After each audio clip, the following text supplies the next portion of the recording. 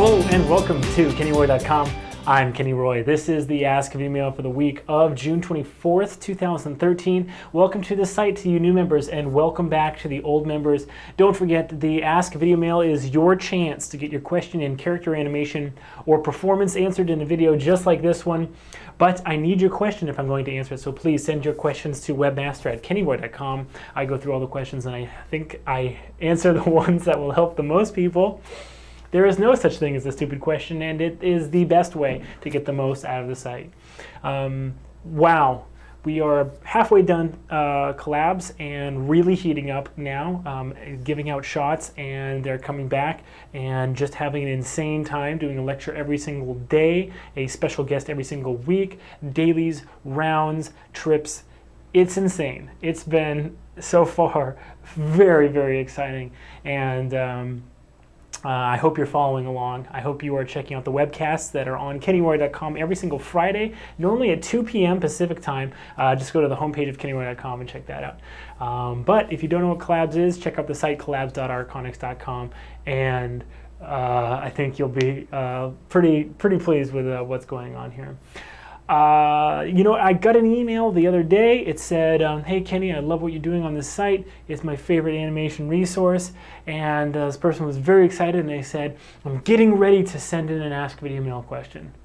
And I thought to myself, don't get ready, just do it. You know, don't get ready. There's no reason. Don't think about it. Like, seriously, like, send me anything. I want to interact with you, you members of the site. And it's hard to find, you know, ways that we can actually, you know, really come face to face. The Ask Videomail really is what I try to make the feature of the site.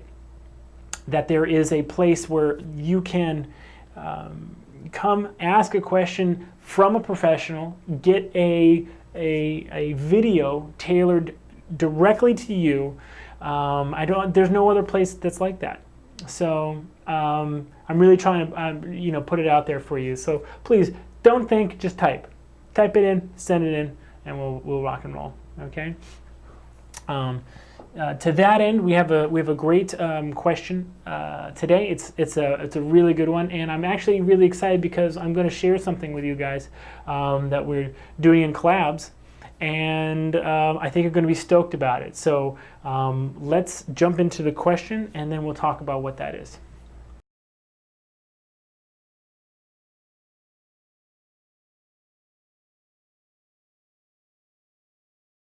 Well, first of all, what I'd like to say is that if you do feel like you're kind of coming to the end of your rope in terms of little tests that you can do, then you probably need to just kind of like take a breath, take a step back, and do slightly more interesting tests.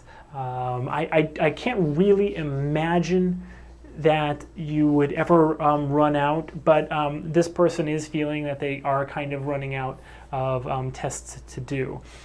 For me, it always had to do with, like, I tried to figure out how I could tell like the shortest story possible. Okay, and that's how my tests kind of evolved. I started with the bouncing ball on the obstacle course and the person standing and turning, jumping, lifting, sneezing, coughing, reaching, grabbing, touching, throwing, puking, all these things, right? I did them all. But then I kind of asked myself, okay, in 3 seconds, can I tell a story?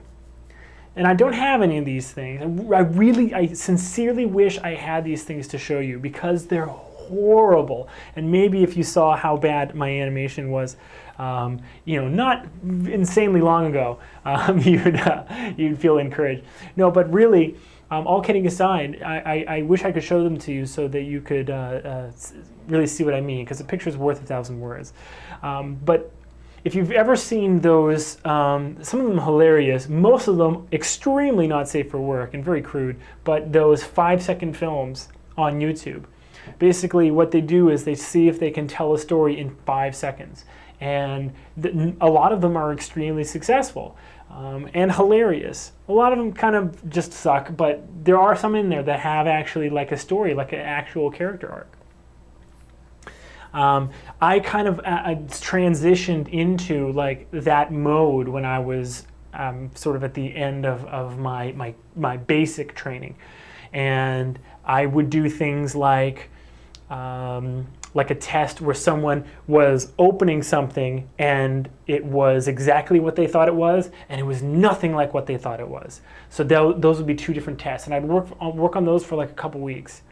And I would do one, and then I would put it away, and I would do the other one, completely start over from scratch, and then I would get them both. I wouldn't look at the first one while I was doing the second one. Then I would compare them and see, like, okay, what choices did I make, and what are the actual mechanics that went through the body and I put into the body that were successful, that really conveyed that message. So very, very, very short. Okay, so it would start like this, and they would go, cut. That's it, you know? And then the other one, if it was exactly what they thought, that was the one that was surprised. If it was exactly what they thought it was, cut, right? So how long was that? 2.5, maybe 3 seconds. So 72 frames, you know? Maybe hairy edge. No, it's about 72 frames. Maybe a little bit longer, but less than 4 seconds. Not even 96 frames. Okay, so do you see? So you see how, like, there's, yeah, sure, you're going to run out of the kind of like physical things, and there is a point, and maybe this is a good sign, because there is a point where the physical tests that you're doing, you're going to kind of feel like you've done it before. And that's a good thing. You know what that's telling you? That's telling you that your workflow is getting very strong, and that you kind of are not feeling challenged by doing the kinds of same, you know, things. Like if you've done a really good like cough, then you can probably do a really good sneeze. And that little bit of weight shift in the legs, you know, the back winding up, the overlap, you know, deciding how much overlap to put onto that face as it goes into the hands, you know, the cough and the sneeze, you know, just that little bit of difference in timing, that's not going to hold your interest for very long if you're doing lots and lots and lots of these. So while I really appreciate and applaud you for following my Staying Motivated series in the articles, there is a progression. There is a place to go. All right. The other thing that I was thinking is, if you are trying to get more practice, then you are eventually going to be limited by the rigs that you're working with. Eventually you are. And I wanted to share, we have what's called the inch rig, okay? Because we're doing a trailer for a film that's about worms, okay? And so this motion where a worm inches along is very, very, very difficult to animate. Very difficult. And we have like full-fledged characters. But what we have here in the inch rig is just an extremely simple, boiled down version of the controls of our character, and using this inch rig, you can kind of warm yourself up to getting that kind of motion. All right. Nobody here had any experience, you know, animating a worm like this. I've never actually animated a worm like this either. Okay. I worked on a show once that had bugs. But nothing really like this. So this inch rig is very good for kind of like, you know, loosening up the muscles, getting you thinking about, you know, a different type of locomotion and whatever. So I'm going to share the inch rig with you guys. You're going to be able to download it and use it. Okay, you can do whatever you want with it. I don't care. But really, I'm sharing it with you so that you can get just a completely different rig to use that will like totally expand your mind in terms of how you're thinking about tests. Because honestly, if you're just using like Morpheus or Norman or Bishop or whatever for all of your tests, all of your animation, that's not only, to me, sounds a little boring, it's actually completely unrealistic for the way the industry works. I would say that one of the skills that great animators have is they immediately, when they see a character design or they see a model or a rig, they begin to start working everything out. Those gears start grinding in their head, and they can sort of foresee where the issues are going to be, but where also they're going to find their successes. Okay, so you want to be that guy or gal. You want to be that person. You want to be the person that is not daunted by a brand new rig, but encouraged and inspired by a brand new rig. Okay, so that's another reason why I'm sharing this with you. All right, can't do every single piece of animation with Bishop or even bipeds. Okay, so I'm giving this to you so you can start thinking about a new way, a new locomotion style. So let me just go really quickly, just run through the rig, and when you get your hands on it, you can do with it what you will, but let's take a look. So here we have, this is the inch rig, okay? It's very simple. Let me just open it up again to make sure we're starting from, okay. Here is the inch rig, all right?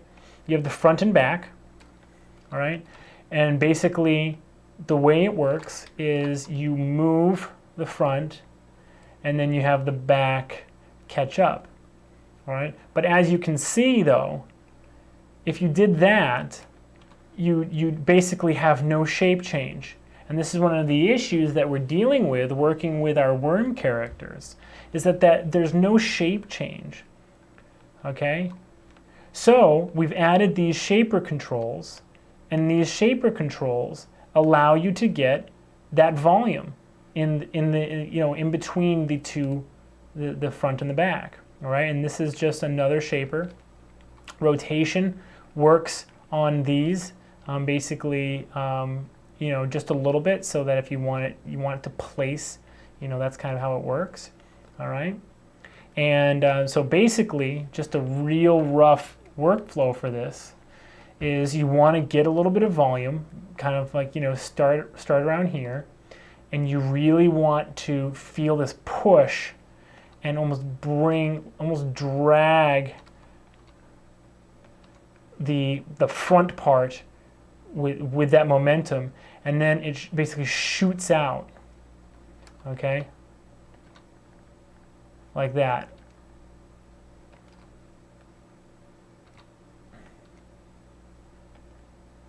Yeah, and then lands, thunk, big solid thud, okay, and then after it's planted, then you bring up the rear. Okay, and you notice I'm not keying anything because I don't want to be tempted to share the piece of animation with you, because I want you guys to do your own. You bring up the rear. You basically drag that rear up to, get a little bit of volume again, and drag that rear until, it's almost touching. Keep that nice volume in there. Don't lose it. See, don't let it get all crunched up. Keep that volume, right? And then the same thing over again. Have it almost, move forward and almost get to the point where it flips, because it will flip right here. Almost get to that point, and then it kind of extends and almost whips out that front volume before it thunk lands again. Okay, so you see that? So the back, so it's kind of like a foot replacement walk, in that the back catches up to the front, and then the front moves, okay? All right, so I'd love you guys to download the file that's included with this Ask Videomail and check out the inch rig, okay? And use it to your heart's content. I don't care if you use it in your demo reel. I don't care if you use it in a freelance project. It doesn't matter to me at all what you use it for. It's not super versatile. It has no materials, and it doesn't actually look like a worm, or really anything at all. So I'm highly suspicious of any use for it you could use besides learning. But you can. I don't care. All right? So it's yours. Hopefully what this will do, it will inspire you. It will make you make you think differently about the kinds of tests that you need to be doing, and get you starting to stew on new ideas, new ways to move your characters, and get excited about doing small tests. I repeat this, I have to say, I repeat that piece of advice like almost daily. I find some person, some way, in some situation for whom that advice is really applicable and it really helps them out. And the advice I'm talking about is from the Staying Motivated article series in the member articles. Which way am I pointing? Yeah, in the member articles. Okay. That series really is kind of like the meat and potatoes of it's like the best advice I can give. And to boil it down, go read it if you haven't already, but to boil it down, if you want to do one thing, if you want to change one thing about your training and learning in animation, it would be to change from doing these major, epic, huge projects and super long shots to doing as short and economical and tiny little tests as possible, as many as you can do. Okay, you really want to get volume, all right? But go read the article series. I think you'll enjoy it because there's a little bit of other extra advice that's in there as well. Okay, and enjoy the rig. Send me an email, show me what you're making with it, go into the forums, give each other help. Giving feedback is also a great way to learn your own workflow in animation. Well, this has been fun. Please send me more Ask Videomail questions. The address to send them to is webmaster@kennyroy.com. I'm looking forward to seeing all the flood of Ask Videomail questions in my inbox, okay? Please don't disappoint. Good luck with your animation, and as always, rock on.